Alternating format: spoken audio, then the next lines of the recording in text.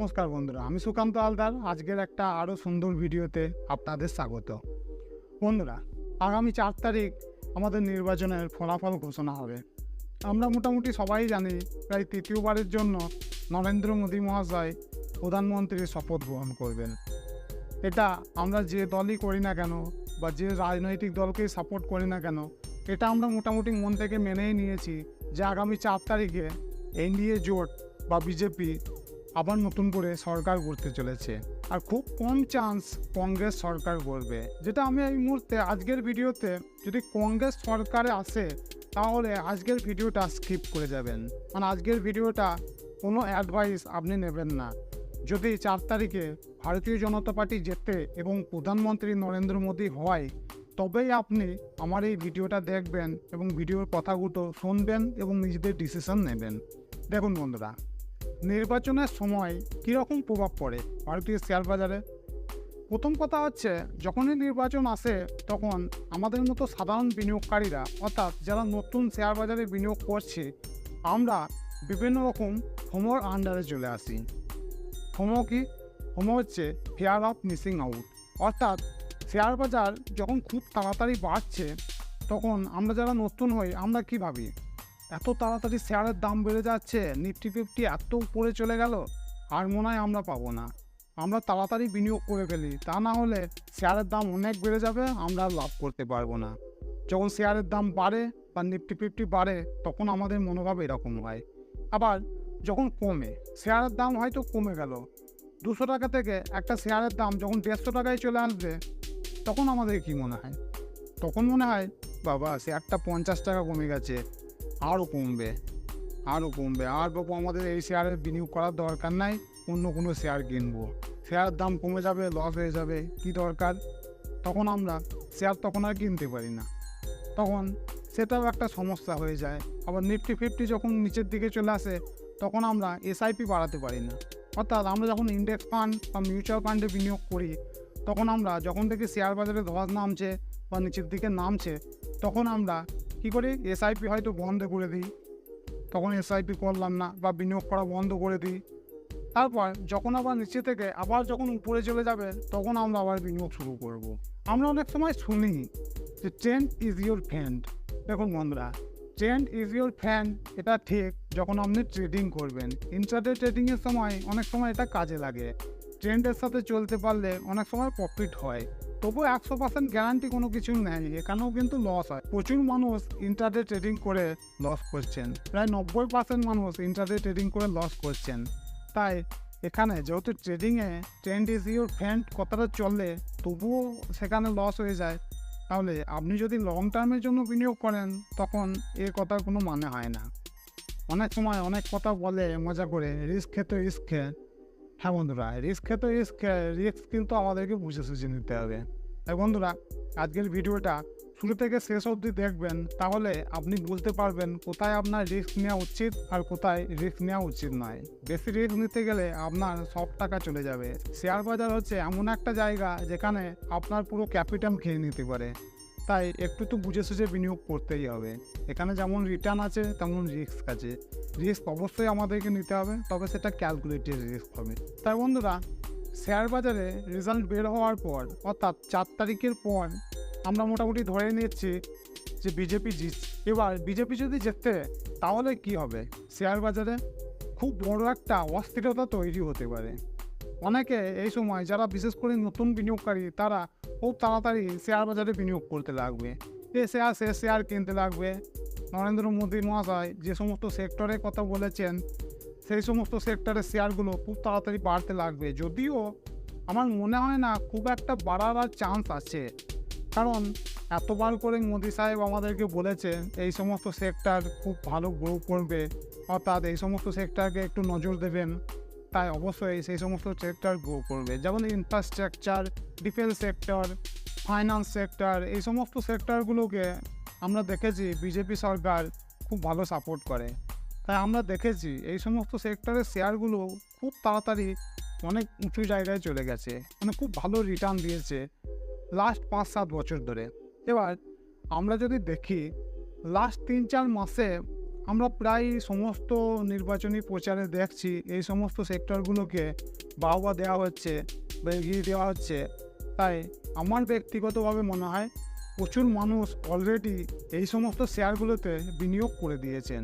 তাদের কাছে হয়তো সেই টাকাটাই নেই যে টাকাটা তারা নির্বাচনের পর আবার বিনিয়োগ করবেন। যাই হোক, থাকতেও পারে নাও থাকতে পারে, এটা আমার ব্যক্তিগত মতামত।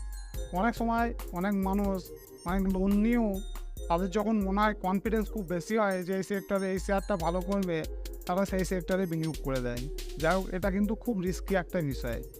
তা বন্ধুরা, নির্বাচনের পর এই সমস্ত সেক্টরের শেয়ারগুলো বা এই শেয়ারগুলো খুব যে ভালো রিটার্ন দেবে এটা আমার মনে হয় না।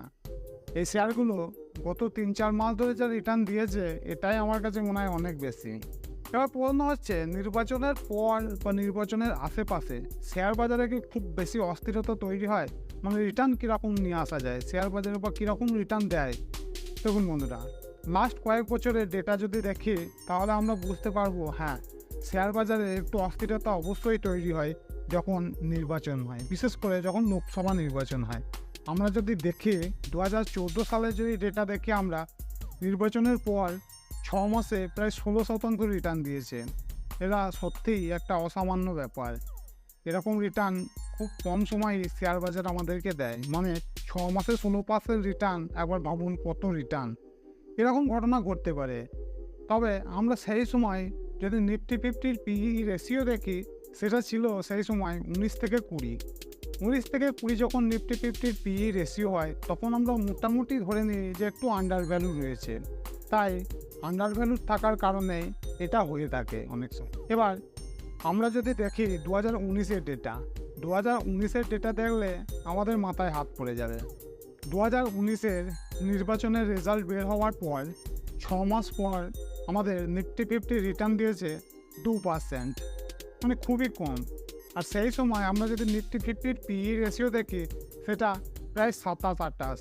নির্বাচনের রেজাল্টের দিন যেটা ছিল প্রায় 29 যদি নিফটি 50-র পিই রেশিও হয়, তাহলে একবার ভাবুন কতটা হাই হতে পারে। আমরা মোটামুটি ধরে নিই যে 22-23 অবধি ঠিক আছে, এটা মোটামুটি আমরা ফেয়ার ভ্যালু ধরতে পারি নিফটি 50-কে। যখন তার বেশি হয়ে যায়, মানে 26-27 যখন ক্রস করে যায়, তখন মোটামুটি যারা বড় বড় বিনিয়োগকারী রয়েছেন তারা আমাদেরকে অ্যাডভাইস দেয় যে 26-27 পার হয়ে গেলে তখন আমরা নিফটি 50-কে একটু ওভার ভ্যালু বলতে পারি। অর্থাৎ ওই জায়গা থেকে নিফটি 50 যতটা বাড়ার চান্স, তার থেকে কিছুটা কারেকশান নেওয়ার চান্স বেশি হয়। তাই আমরা দেখেছি 2019-এর নির্বাচনের রেজাল্ট বের হওয়ার পর 3 মাস পর তো মোটামুটি -7% রিটার্ন ছিল, যেটা 6 মাসে প্রায় 2% হয়েছিল। যাই হোক, নির্বাচনের আশেপাশে নিফটি কিন্তু খুব বেশি লাফালাফি করে, এটা একটা ভাবার বিষয়। এবার প্রশ্ন হচ্ছে, এই প্রভাবটা কতদিন ধরে চলতে পারে? দেখুন বন্ধুরা, এই সমস্ত নির্বাচনের প্রভাব বা যে কোনো প্রভাবই বলুন না কেন, জিওপলিটিক্যাল হোক বা ইকোনমিক হোক, যে কোনো ফ্যাক্টরই খুব বেশি দিনের জন্য নয়। বিশেষ করে নির্বাচনী ফ্যাক্টর তো খুব একটা বেশি দিনের জন্য নয়ই। এর প্রভাব হয়তো খুব জোর হলে 6 মাস থাকে, তারপর যেরকম সাধারণ নিফটি 50 চলে সেরকমই কিন্তু চলে। তাই এর লাভটা কিছু মানুষ নিতে পারে। এবার প্রশ্ন হচ্ছে, কারা নেবে এই লাভটা? কারা নেবে? দেখুন বন্ধুরা, এই লাভটা যারা সুইং ট্রেডিং করে তারা এই লাভটা পেতে পারে। তারা মোটামুটি একটা আইডিয়া করে নিতে পারে যে এই সরকার আসলে কোন সেক্টরের দিকে জোর দেবে, সেই মতো তারা শেয়ার বাজারে বিনিয়োগ করতে পারে। যেটা আমি আশা করছি অনেক বিনিয়োগকারীরা এই সময় করেছেন। অনেক বিনিয়োগকারী এই সময় হয়তো ডিফেন্স সেক্টরে বিনিয়োগ করেছেন, অথবা পিএসইউ ব্যাংকে বিনিয়োগ করেছেন, অথবা ইনফ্রাস্ট্রাকচারে বিনিয়োগ করেছেন। তারা অলরেডি বিনিয়োগ করে রেখে দিয়েছেন। এবার যারা এই সুইং ট্রেডিং করে তারা জানে যে যখন এর প্রভাব শেষ হয়ে যাবে তখন আমাদেরকে এই শেয়ারগুলো বিক্রি করে দিতে হবে। যাই হোক, যারা সুইং ট্রেডিং করছেন তারা এই লাভটা পেতে পারেন। তবে রেজাল্ট বের হওয়ার পর এর লাভটা খুব একটা পাওয়া যাবে বলে আমার অন্তত মনে হয় না। যাই হোক, আপনারা সেটা ভালো করে দেখে নেবেন, তারপরই বিনিয়োগ করবেন। বন্ধুরা, এতক্ষণ পর্যন্ত যদি ভিডিওটা ভালো লাগে তাহলে অবশ্যই একটা লাইক করবেন। আর বন্ধুরা, চ্যানেলে যদি নতুন হয়ে থাকেন তাহলে অবশ্যই আমার এই চ্যানেলটাকে সাবস্ক্রাইব করে আমার পরিবারে অংশগ্রহণ করবেন। আর অবশ্যই আমাকে বলবেন আপনাদের কোন ধরনের ভিডিও দরকার, সেটা অবশ্যই আমাকে কমেন্টে জানাবেন। তাহলে আমি অবশ্যই সেই ধরনের ভিডিও করার চেষ্টা করব। আর বন্ধুরা, এবার প্রশ্ন হচ্ছে, আমরা তো লং টার্মের জন্য বিনিয়োগ করি, তাহলে আমরা কি এর ফায়দা নেবো, নাকি এই সময় শেয়ার বিক্রি করে দেবো, নাকি কী করবো? এই সময় কি আমাদের বসে থাকার সময়? দেখুন বন্ধুরা, আমরা যারা লং টার্মের জন্য বিনিয়োগ করি, মানে যারা আমরা প্রচুর ফান্ডামেন্টাল অ্যানালিসিস করে শেয়ারের তারপর বিনিয়োগ করি, সেক্টর দেখে সেই কোম্পানি কীরকম পজিশনে রয়েছে সেই সমস্ত জিনিসগুলো দেখে আমরা যারা বিনিয়োগ করি, কারো কথায় কান না দিয়ে, মানে আমরা অনেকে আছি যারা ইউটিউবে একটা ভিডিওতে বললো যে এই শেয়ারটা কিনে নিলাম, এই শেয়ারটা বিক্রি করে দিলাম।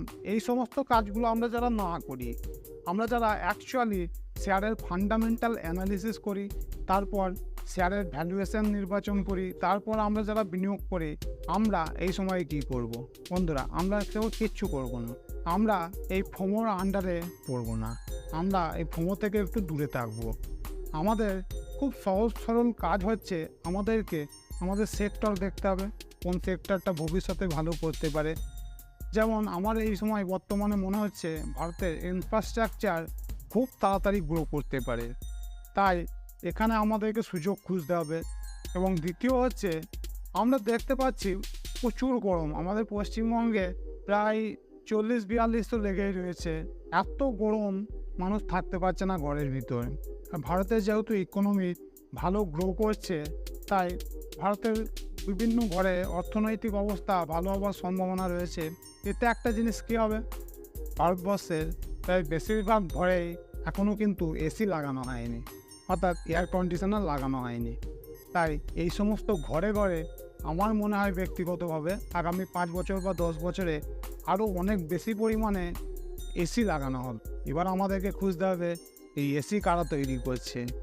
আমরা এই গরমে কষ্ট তো যা পাচ্ছি, আমরা এই গরমের সুবিধা কী করে নেবো? সুবিধা নিতে গেলে আমাদেরকে যে কোম্পানি এসি তৈরি করছে সেই কোম্পানিকে খুঁজতে হবে। আসুন দাদা, কোন কোম্পানি এসি করছেন দেখি একটু। এটা করতে গেলে আমাদেরকে স্ক্রিনারে যেতে হবে। স্ক্রিনারে গিয়ে আমরা দেখতে পাই ব্লু স্টার একটা কোম্পানি। ব্লু স্টার কোম্পানি ভারতে প্রচুর এসি তৈরি করে এবং এদের ফান্ডামেন্টাল অবস্থাও খুব ভালো। তাই আমার মনে হয় ব্লু স্টারের ব্যবসা ভবিষ্যতে আরও অনেক বেশি গ্রো করবে। তাই এটা একটা ভালো শেয়ার আমার ব্যক্তিগতভাবে মনে হয়। অবশ্যই এটা আমি আপনাদেরকে রেকমেন্ড করছি না, আপনারা অবশ্যই নিজেরা গিয়ে একটু চেক করে নেবেন। আমার খুব ভালো লাগে, তাই আমি আপনাদেরকে বললাম যাতে আপনাদের সুবিধা হয়। এবার ব্লু স্টার যদি আপনার পছন্দ না হয়, আরও অনেক কোম্পানি রয়েছে যারা এসি তৈরি করে, সেগুলোকে দেখতে পারেন। তবে ব্লু স্টার আমার মতে খুবই ভালো একটা কোম্পানি। তবে এর ভ্যালুয়েশন নিয়ে একটা কোয়েশ্চেন মার্ক রয়েছে। ভ্যালুয়েশন যদি দেখি, শেয়ারটার দাম কিন্তু খুব তাড়াতাড়ি বেড়েছে।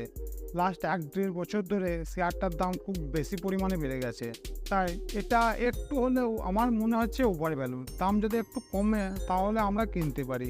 যাই হোক, ভিডিওর মাঝখানে আমি আপনাদেরকে একটা টিপস দিয়ে দিলাম। এছাড়াও আমাদেরকে আরও যে সমস্ত সেক্টরগুলো রয়েছে, যেমন ফার্মা সেক্টর রয়েছে, এই সেক্টরগুলো কিন্তু রিটার্ন আপনাকে দেবেই, কারণ এদের ব্যবসা কোনোদিনও বন্ধ হচ্ছে না। যেমন ধরুন এফএমসিজি সেক্টর, এই সেক্টরকে কোনো মার আছে, অর্থাৎ আমাদেরকে সেই সকালে উঠে টুথব্রাশ নিতেই হবে, আমাদেরকে ব্রাশ করতেই হবে, চান করার সময় আমাদেরকে সাবান নিতেই হবে, সাবান, তেল, এছাড়াও খাদ্যদ্রব্য যেগুলো রয়েছে সেগুলো আমাদেরকে ডেলিতে আমাদেরকে ব্যবহার করতেই হবে। তাই এই সমস্ত জিনিসগুলো যে কোম্পানি তৈরি করছে তাদের তো ব্যবসা চলবেই। আর আমাদের তো শরীর খারাপ তো বাবা লেগেই রয়েছে। প্রত্যেকটা ফ্যামিলিতেই আমরা যদি দেখি প্রায় 2-1 করে মানুষ কোনো না কোনো অসুখে ভুগছে। তাই যে সমস্ত কোম্পানি ওষুধ তৈরি করে তাদের তো একেবারে মালামাল। তাই আমাদেরকে এই বিষয়গুলো দেখতে হবে যে কোম্পানিগুলো কিসের ব্যবসা করছে এবং কোন কোম্পানিগুলো কোন ব্যবসায় সব থেকে তাড়াতাড়ি এগিয়ে যেতে পারে। তাই বন্ধুরা, এই বিষয়গুলো আমাদেরকে দেখতে হবে। এবার আপনি যদি ফান্ডামেন্টাল অ্যানালিসিস করতে না পারেন, তাহলে আমি অবশ্যই বলবো আমার এই ভিডিওটা দেখে নেবেন। এই ভিডিওটা দেখলে আপনি নিজেই কোনো ইউটিউবারের ভরসা না করে ফান্ডামেন্টাল অ্যানালিসিস করতে পারবেন। এবং আপনি শেয়ারের ভ্যালুয়েশন করতে জানেন না, তাহলে অবশ্যই আমার এই ভিডিওটা দেখে নেবেন। কীভাবে শেয়ারের ভ্যালুয়েশন করতে হয়, অর্থাৎ একটা শেয়ার বেশি দামে রয়েছে নাকি কম দামে আছে, এটা কিভাবে বুঝবেন সেটা আমি এই ভিডিওতে বলে দিয়েছি। বন্ধুরা, ভিডিওটা আরও একবার বলবো, যদি ভালো লাগে তাহলে একটা লাইক দেবেন। আর বন্ধুরা, কমেন্টে আমাকে কিন্তু জানাবেন যে আপনার কোন ভিডিওটা দরকার, তাহলে আমি অবশ্যই সেই ভিডিওটা করার চেষ্টা করব। আর চ্যানেলে নতুন হলে তো সাবস্ক্রাইব করছেনই। বন্ধুরা, আজকের মতো তাহলে এখানেই শেষ করছি। আবার দেখা হবে পরবর্তী ভিডিওতে। নমস্কার।